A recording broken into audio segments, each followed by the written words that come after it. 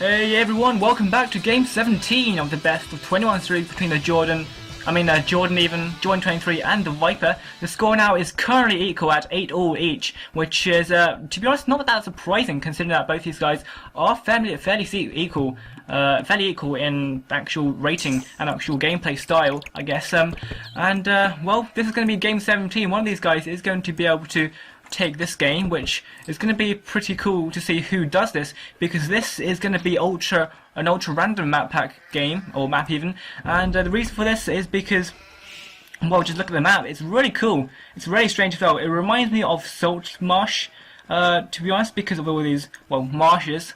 The clue is in the name, but unlike Salt Marsh, I believe, this map does have a lot of marshes and a lot of water in between both these guys.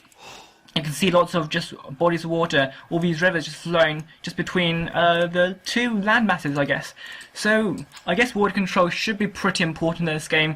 It won't be the end of the world if one person gets the control of the entire water, but I suppose that it's going to be pretty hard for the other player to come back from it.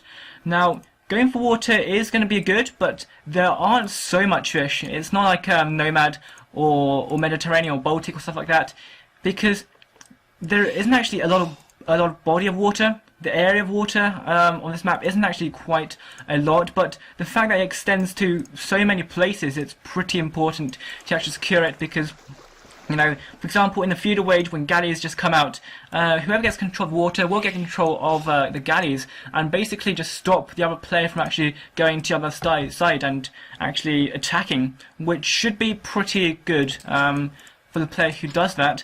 But we'll see what happens.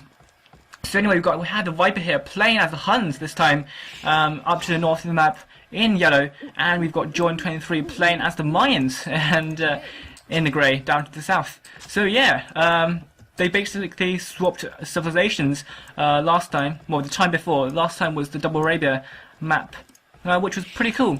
But this is going to be even cooler, I think. We are going to see a total hybrid of land and water. I think that is definitely the way to go. Going for water isn't going to be so great because, you know, there just aren't enough resources. But it's going to be pretty important because, like I said before, it goes everywhere. And it just extends to so many places. It's here, right in the middle, and on the outskirts as well. So it's going to be pretty important. And as well as this, there are a few sort of islands in the middle which do contain some resources. So that they're going to be pretty important to also get. But on the other hand, they do have quite a lot of resource on their starting points. As you can see here, they have got 2 big gold piles each, which is pretty impressive actually. Pretty nice for them. Obviously, since this is the ultra random map pack, it does mean that the map does generate really cool and interesting and sort of strange things. So yeah, it's going to be pretty cool to see how they do this. So yeah, they do have a lot more resources as well actually. Just a bit more, not a lot more, just a tiny bit more. But looking at the map, I would say that Jordan 23 has got a, well, you can never really have a good map, but I suppose that he could try to wall this on the front if he can. He does have this guard at the back, which is really nice. Although it might be far from his TC.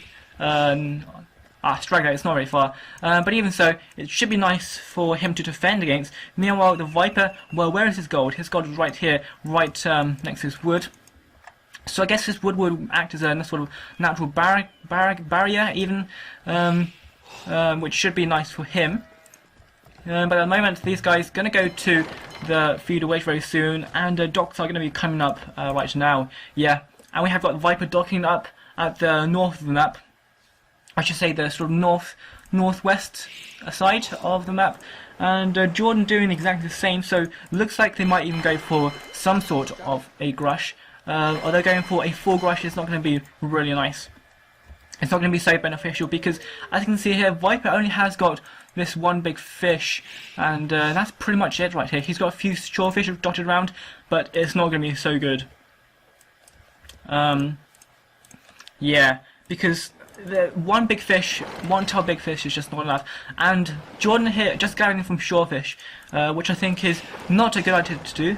He might actually see that as, oh no, he doesn't. He doesn't see it. Wow, he doesn't see that there's a big fish right here.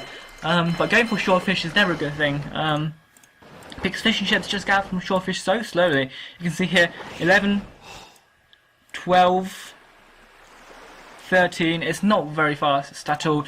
But on the other hand, they do have nice amount of food. I think actually they do have the same amount of food as in a standard map, I think, but they do have more gold, so that's really nice for them.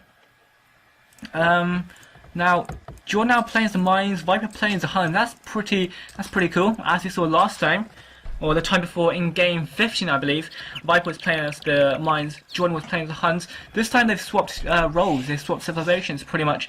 So yeah, they're going to be playing with each other's civilizations, which is going to be pretty cool. Now, Viper can pretty much play with any civ. Jordan pretty much the same team list, so it's not going to make such a big deal, might make such a big difference at all.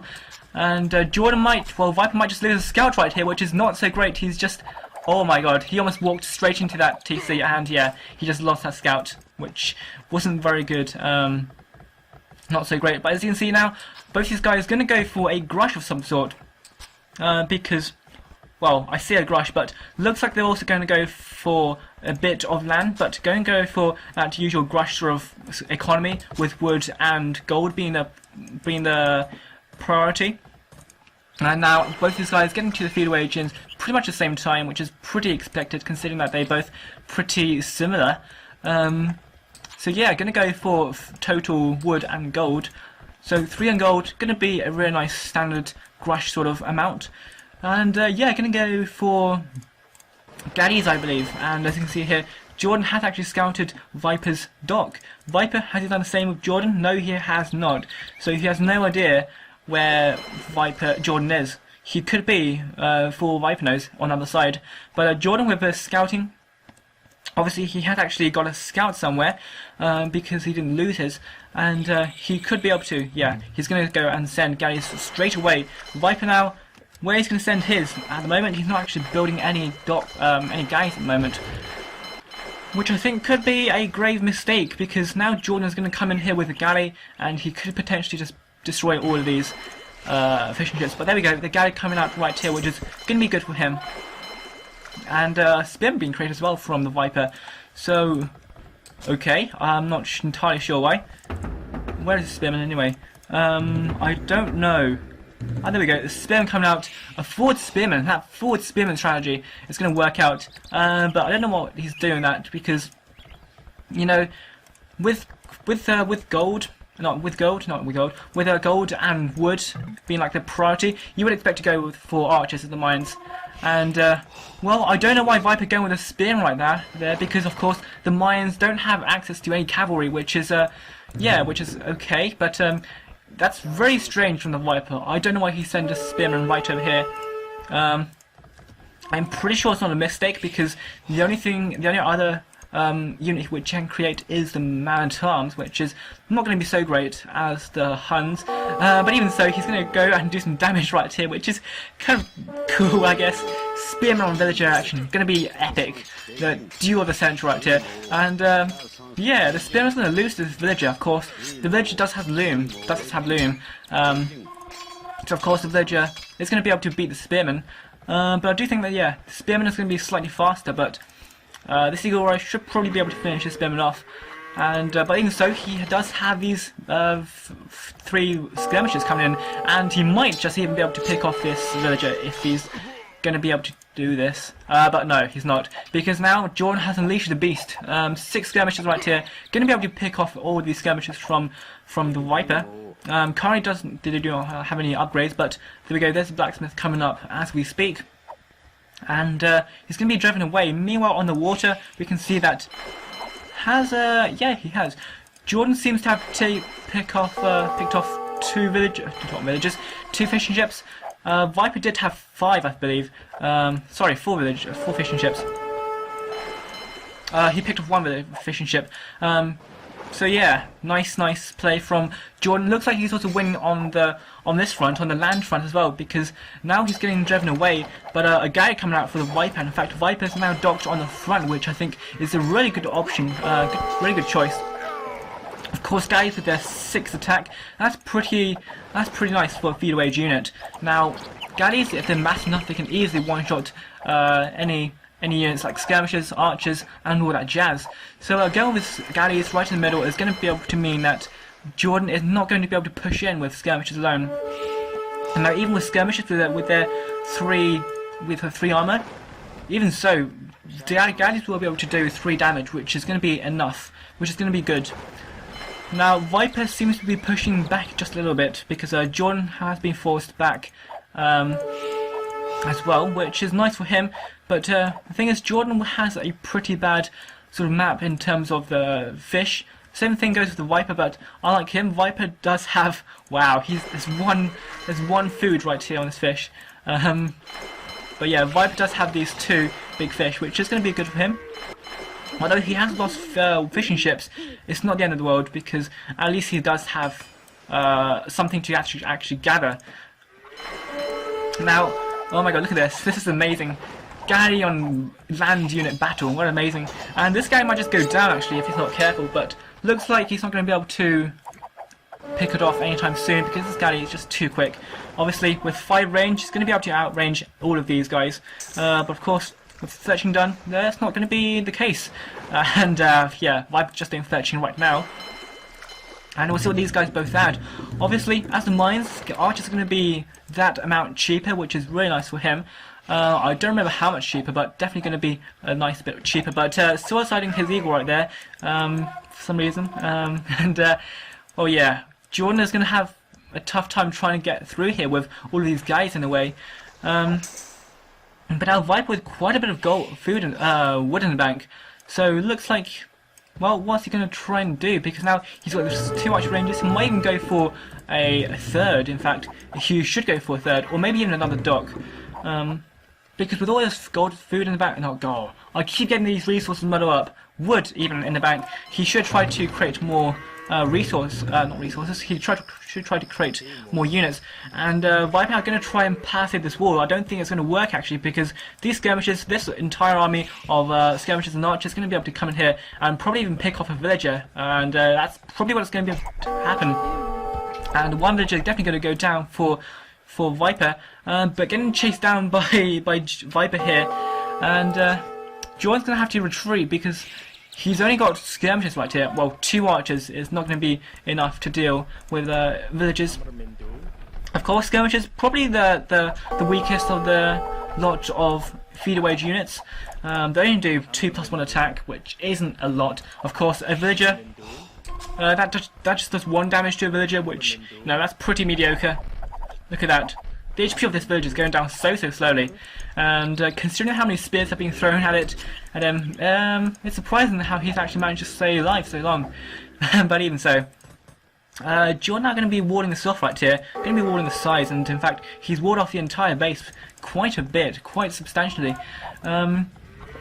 But what's he got in here? He's got a few archers, not going to be enough to tackle all of these galleys. In fact, they're doing a pretty good job of actually taking this archery down. It's on fire already, which is pretty surprising. But of course, galleys with a really nice amount of attack, it's going to be really nice to take down any buildings. But looks like Jordan's going to go to the cost wage very soon. He does have a nice number of farms, and he's going to be increasing the amount of gold income that he gets by adding more villages onto gold, which is going to be nice for him. Currently has quite a few idols at the moment. He really needs to take these and do something with them. But he's going to be up to the cost wage in just a bit. He just needs a ton bit more gold and food, and then he will be up at 60, maybe 70 pop. And well, he's still in the Viper's base doing a bit of damage actually, which is really nice for him. Viper might even lose another villager because oh yes, very nice volley as well. And well, Jordan's done lots of damage, which is really nice. And Viper just can't really try and attack because also Viper does not have the defense upgrade. Meanwhile, Jordan does have +1 defense, which is can be great against any units. And well, this archer range is getting slowly but surely getting very low on HP, and Jordan even is going to have to try and do something about it. He's going to have to try and repair it sometime later, sooner or later, or he's going to try to actually build another archer range sometime. But of course, if Jordan just doesn't actually do this or do anything like this, then Viper can actually come in here and just wipe out lots of villages, which it isn't the case at the moment because he's just here, just chilling with his entire army. And at the moment, Viper now Jordan even up to the cast wage. Viper still slightly behind, so looks like he's going to go with a crossbow, maybe even go with elite skirmisher. Considering how many guys he's got on, well, how many skirmishers he's got, it's going to be nice for him to go with that elite skirmisher upgrade. And in fact, elite skirmisher is going to be nice for him to have actually, which yeah, they're going to be pretty nice. And of course, they're going to be great at taking out any guys as well because of the huge amount of just pierce armor they get, which is really nice for them. And Viper now going to be met with another arch range because Jordan is putting up right at behind the one that just went down. But he might take down this villager, which, oh my god, that was pretty close. But Viper now not going to get in anytime soon, I believe. Jordan is completely walled, I believe. Is there a hole here? I don't think so. Actually, hang on. There might just be a hole. There might just be a hole right here. And, my god, if Viper sees this, if Viper notices, then this could be pretty bad for Jordan. And, well, in fact, he could just try and destroy this passive wall very quickly. But this just might be... This might be a hole, just saying. But elite skirmisher is being researched at 22% as we speak. Now he's going to come in here, going to be having a little timed attack, which is really nice for him. Now these skirmishers are quite low, but of course since they are skirmishers, they're going to have a nice amount of HP and armor, which is the main thing to deal with all of these pesky TCs. And he's going to be able to pick off any villagers that come in and try and do anything. Oh yeah, very nice. Really, really nice right there. And there we go, elite skirmishers are done, or so is Body Arrow. And he's going to be able to do some damage right here, and definitely going to be able to pick off some villagers. Of course, now the elite skirmishers now with their 3+2 attack, that mighty 5 attack, so good. And yeah, they're going to be doing a nice 3 damage per shot. Now with these many skirmishers right there, they could, I think, be able to one-shot these villagers pretty nicely. And in fact, this town centre, this watchtower, not going to be doing a whole lot of damage at all. Of course, skirmishers now with 4+1, soon to be 4+2 as well, because leather arch armour is going to be done very, very shortly. And Viper's going to have to do something right here. He's going to have to try and wall us up very quickly. Skirmishers going to be able to just stand in here with this TC firing at them and this watchtower firing at them. They don't care. They're just here like a bouse, just killing off villagers with their mighty spears and all. So yeah, these arrows not going to do a whole lot. Of course, these archers going to be able to be taken down so quickly down in Chinatown. And Viper now are going to get to the cost wage though. So it looks like he's going to go with crossbows and probably not elite skirmisher. That would be pretty insane if he does that. But Jordan are going to try and attack him anyway because he's still going to use elite skirmishers in the base, and he's going to have to try and take out as many archers as possible before Viper decides to counterattack. And well, all these skirmishers are down, but that just leaves Jordan enough time to actually try and build up inside his own base, and a siege workshop coming up on the front, which I think is a great idea to have. And now with 5 ships, he's going to be able to push that water advantage, or not the advantage, he's going to be able to take the water, because now with only galleys plus 1 5 ship, that's not going to be enough to take out these 3 5 ships from Jordan. And well, Jordan now adding in, well, not so much to be honest, and he's not actually making it work the mangonel either at the moment, but he will do in just a second. Meanwhile, the Viper gonna go and make some cavalry archers, I believe. That would be the good thing for him to do. And of course, cavalry archers gonna be really nice. They're just the go-to-go unit as the Huns. You just don't play a Hun war. You just don't go be with Huns and don't create our cavalry archers. But there we go, a sneaky demolition ship just gone down right there. Oh man, Jordan managing to take it out pretty quickly before he managed to actually do any damage, which is really nice for him. Of course, now with these ships trying to fire at these guys, this is pretty bad because Viper could potentially lose all of these units if he's not careful. Of course, now facing against elite skirmishers and fire ships, that's pretty dangerous indeed. And my god, Viper losing quite a lot of units on here on this island, which is not a good thing. Jordan probably going to be able to add that mangonel in very soon and probably be able to just clean things up right there. There's something in my face which is pretty annoying, not sure what. But yeah, now we have a Mangonel from Viper, and well, let's see what's going to be able to do with that, because at the moment I don't see what he's going to be able to do. Against fire ships, they're going to be okay, I guess. Against war galleys, well, if Jordan manages to micro them correctly, then the Mangonel is going to have a hard time. Obviously, with 40 attack against 135 from a war galley, well, yeah. But now Viper, Jordan, my god, Jordan, going to be sending some builders just to create some more docks, which I think is going to be nice, really nice for him to do. But Viper are going to try and send out a few crossbows to try and attack.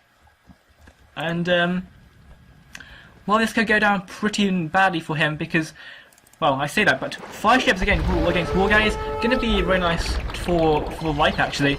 But of course, with this Mangonel in the shot, this is not so great because the 5 ships just can't really deal with the Mangonel. Obviously now with less HP, only 100 HP compared to the war galleys 135. That's not so great with against the Mangonel.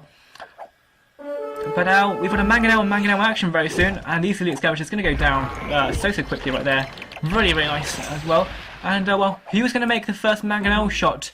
Who's going to be able to strike first? Viper or Jordan? Well, at the moment, Viper's Mangonel going to get chased down by a fire ship right there. And ooh, that was pretty close. That was pretty close from Jordan. Viper, sorry for Jordan. Yeah, Viper just avoid that so nicely. But took a shot right there, and this is really cool actually. I've never seen anything like this. A hybrid of both just land and water. Pretty nice indeed. And well, Viper now making a ridiculous number of fire ships. I've never seen so many fire ships in my life. And yeah, Viper looking pretty good actually, because all these fire ships could actually be able to take down all of these war galleys, even with these 2 Mangonels. But of course, these Mangonels are going to be able to do a substantial amount of damage, since fire ships are a melee unit. In fact, well, with 2 range, but they are pretty much a melee unit, I have to say. And of course, when they're attacking, they are still, and they can get taken down pretty quickly. They are a sitting duck, as you can see right here. But oh, Viper now going to be trying to take down these Mangonels. Going to be able to pick off, well, oh no, he picked off one and lost a bit of HP on the other, and well, Viper getting completely killed off right here by these 2 Mangonels. But these Mangonels going to die as well as to these things which are, oh my god, look at that, sneaky demo ships. Barbecue Turkman would be proud if he saw this video. And you know what, I might even send this video to him. This recording to him. And well, he's not actually that active anymore, which is a shame. But well, we'll see when he becomes online, when he gets online and starts making some more videos. That'd be cool. But really nice demonstration of a sneaky demo. That's just the power of the demolition ship, which is kind of underestimated actually, because they're just not used very often. Because fire ships aren't used very often. But my god, Viper didn't even actually upgrade to war galley, which is kind of bad for him. So yeah, he's going to be losing the water pretty damn quickly. And well, Jordan's going to be able to push in here with all of his mighty power, all of his mind power, and he's going to be able to put a castle in the front. He's going to be able to make some plumed archers, and going to start raiding, the eco of the Viper, who currently has 3 TCs up and running right now. And the Viper going to be putting up a castle in defense, which definitely is going to be a good idea. Of course, castles are really nice against ships, and I don't know if Huns have heated shot. Let me just check. They must have heated shot. Where is heated shot? University. They don't have heated shot. Okay, that's not so great. Basically, heated shot just means that your towers and castles do more damage to ships. But of course, the Huns with no heated shot, that's not so great for him. But nevertheless, castles do good damage to ships. So he's going to be able to stop Viper Jordan's ships in its tracks. But is he going to be able to stop these plumed archers?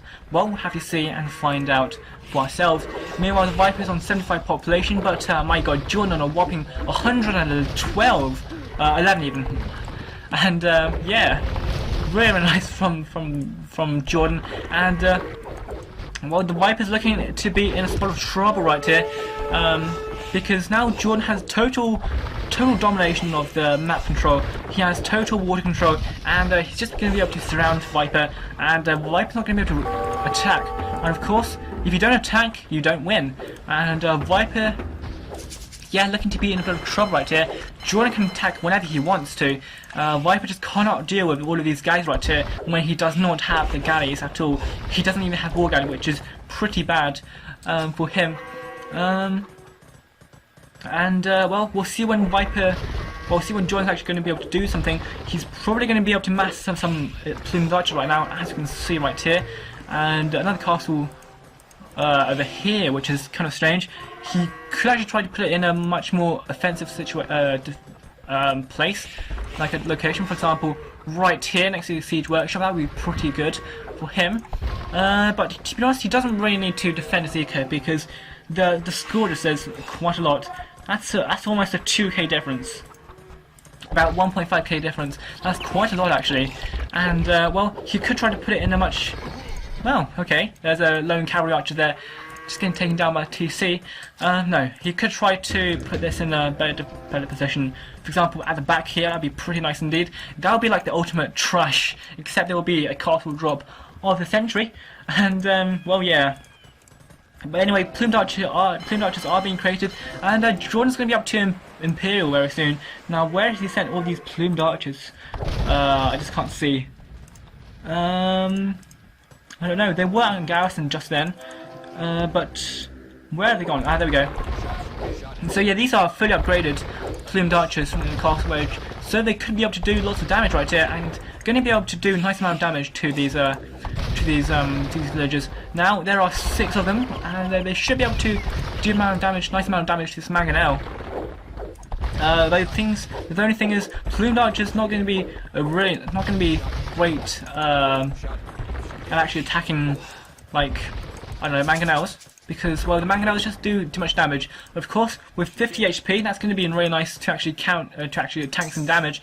And Jordan are going to be sending them all the way across the map to the corner, only to find out there's a wall here as well. Viper now actually completely walled off, though he just deleted this bit, which is kind of strange. But now he's going to be able to make some knights. Now knights are going to be a nice thing for him to make, but I don't know. Maybe he expects that Jordan's going to be making some Eagle Race, which I think is what he's going to be able to do right now. So Eagle Race is going to be able to do amount of damage to about raiding and stuff, but of course Knight's going to be really nice against Eagle Race. Eagle Race just can suck ass. Because Knight's just too powerful for Eagle Race. But there we go, there's the castle on the front as I was talking about. And Viper, well, Viper is going to do something right here, because at the moment he only has 1 knight, I believe. He really needs to create more knights, and in fact he's making 4 stables at the moment. And he really needs to do something, because now Jordan's going to be up to the Feudation Imperial Age, and with a ton of resource right here, my god, he could be able to just spam the hell out of the plumed archers all day long. And in fact that just went down pretty heavily, so I think that he did manage to get the elite Eagle Warrior upgrade, wherever it is. There we go. And he could start spamming these Eagles in. Of course, now he's searching El Dorado, making the Eagles have, what, 100? I don't know, 90 HP, I think. Something like that. They just have more HP, so I'm being pretty blunt, but there we go. They're going to have a lot more HP. And Viper now going to be taking some villager casualties once again, because Jordan is at the back right here with these 4 plumed archers. And soon to be elite, no, probably not, because now he's just spent so much resource. But even so, they have just denied him lots of wood, which is never so great. But now Viper is under attack again, because these elite Eagle Warriors going to be taking down this TC. And another castle on the front, and well, a trip out as well. So this TC is going to go down pretty quickly, along with all this farmland, which is going to go down pretty quickly down to Chinatown. And well, the Viper is going to lose quite a big chunk of his eco already, and he's only got a few cavalry left. He's only got cavalry, that's it, which isn't going to be so great. Well, they're going to be a nice counter to Eagle Eyes, but with plumed archers behind, it's going to be pretty tough, considering that eagle eyes are not, well, they're pretty expensive, not as expensive as knights, but plumed archers are just so cheap, and we'll see if Jordan's going to be able to upgrade them to elite any soon. Well, construction is being done right now, but no elite for the time being, which I think is okay, because Viper, Jordan knows that Viper is under attack, and of course he knows that he might just take the game. But who knows, Viper does have quite a bit of cavalry right here. He's switching to light cavalry, which is nice for him, and wow, Viper with that 2.7k gold, my god. I don't know why he's got so much gold, I really don't know. That's a pretty damn imbalanced economy actually right there. He did just spend all that just right there. And although he is up to the Imperial Age, he has got a ton of gold, just too much gold. I don't know why, but as we saw in the previous games before, Viper did have a huge surplus of gold all the time, which was kind of strange. And well, these elite eagles are almost fully upgraded with the +1 attack. They just need 2 more upgrades, and then they're totally fully upgraded. But Hussars coming in right here, and Hussars, well, I don't know who's going to win. Hussars are all eagle eyes. I believe it's going to be pretty, well, no, it's not going to be pretty close, because Hussars not going to be able to stand up to eagle eyes, of course, especially elite.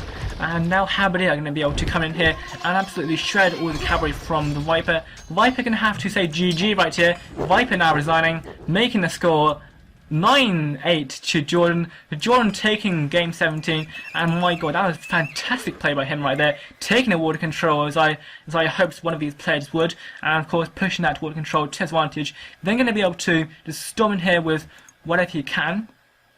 And yeah, my god, those skirmishes did quite a amount of damage right there in the beginning, which was pretty surprising considering that they were just skirmishes. But yeah, there we go, there's the power of the skirmishes. And really nice game. I love that game actually, it was pretty damn cool. So there we go, that was game 17. This has been NKZStryker Nathan, and I'll see you guys in game 18.